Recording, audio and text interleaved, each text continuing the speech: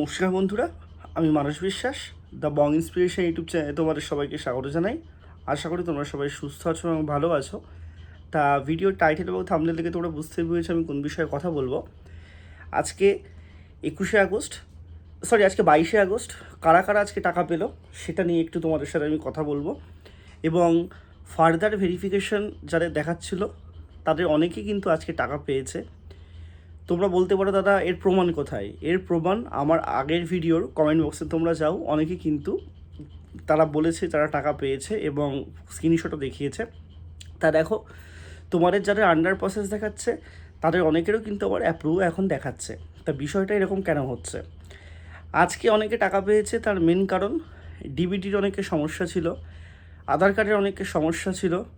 যারা সমস্ত কিছু ঠিকঠাক থাকা সত্ত্বেও ডিবিটি ঠিকভাবে করতে পারছিল না বা রিসেন্ট টাইমে করেছে, তাদের কিন্তু টাকা পরে ঢুকেছে। এবং ফার্দার ভেরিফিকেশনের ক্ষেত্রে বিভিন্ন মিউনিসিপ্যালিটিতে তোমরা যদি যাও সেখানে দেখবে আধার কার্ড, আইডি এবং একটা ফর্ম ফিল আপ করিয়ে কিন্তু অনেকের অ্যাপ্রুভড করিয়ে দেওয়া হচ্ছে।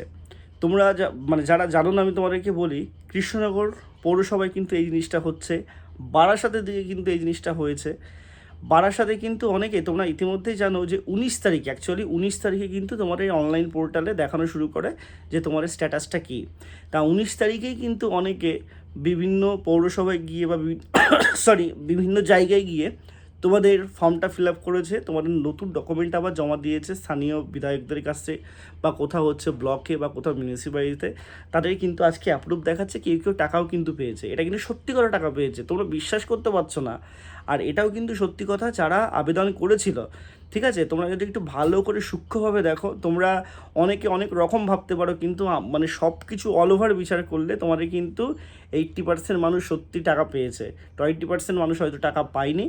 ঠিক আছে, তারা টাকা পায়নি, হয়তো কারো বাড়িতে সরকারি চাকরি কেউ করে, কোথাও হয়তো আরবানে 3টে রুম আছে, এরকম কিন্তু আছে। কিন্তু আমি একটা কথা তোমাদের বলি, কিছু কিছু জায়গায় তোমাদের ফার্দার ভেরিফিকেশন দেখিয়েছে আরবান রুমের যে ব্যাপারটা তোমাদের দেখাচ্ছে 3টে রুম, সেক্ষেত্রে কিন্তু সেটা অনেক জায়গায় শিথিল করে দিয়েছে। আমি নাম সেটা বলবো না, কারণ সেই ডাবের বলার দৃষ্টতা আমার নেই, কিন্তু এটা কিন্তু করা হচ্ছে। তা তোমাদের যাদের এইগুলো দেখাচ্ছে, তোমরা কিন্তু অবশ্যই তোমার মিউনিসিপ্যালিটি হলে মিউনিসিপ্যালিটিতে যাও, তোমরা যদি ব্লকে থাকো ব্লকে কিন্তু এগুলো একটু জিজ্ঞাসা করতে পারো। সংশ্লিষ্ট জায়গায় সংশ্লিষ্ট রকমভাবে হচ্ছে, কোথাও কিন্তু অনেক জায়গায় দেখবে, এই ব্যারাকপুরেই যেমন কৌস্তব বাগচি, উনি কিন্তু বলেছেন যাদের সমস্যা আছে, যারা যোগ্য, ওনার কাছে ওনার অফিসে গিয়ে তারা জমা দিতে। এরকম কিন্তু বিভিন্ন জায়গায় তোমাদের লোকাল এমএলএর সাথেও তোমরা কথা বলতে পারো, তারা কিন্তু তোমাদের হেল্প করবে। এটাই কিন্তু প্রসেস, ঠিক আছে। যারা অযোগ্য তারা কোনোভাবেই টাকা পাবে না, এটা সত্যি কথা। তারা যদি রাস্তাতে এখন বসে ধর্নাও দেয়, কোনো কিছুও করে, যারা অযোগ্য তারা সত্যি কিন্তু টাকা পাবে না, ঠিক আছে। এবার ব্যাপারটা হচ্ছে টাকা দেবে না দেবে কী করবে সেটা সরকারের ব্যক্তিগত ব্যাপার, কিন্তু এটা তোমাদের জেনে রেখে দাও যে সবাই টাকা পাবে না, এটা সত্যি কথা, ঠিক আছে।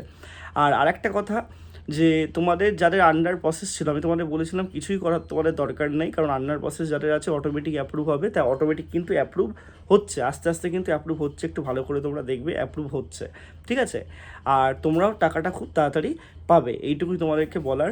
তোমাদের যদি আর কোনো কোয়ারিজ লাগে অবশ্যই জানাও, শুধু এইটুকুই বলবো, ফার্দার ভেরিফিকেশান যাদের দেখাচ্ছে তোমরা লোকালে গিয়ে কিন্তু একটু কথা বলো, সেখানে অনেকেরই হয়তো কোনো ফর্ম ফিল আপ করে তোমাদের সাপোর্টিং ডকুমেন্ট জমা দিলে তোমরা কিন্তু টাকাটা পাবে।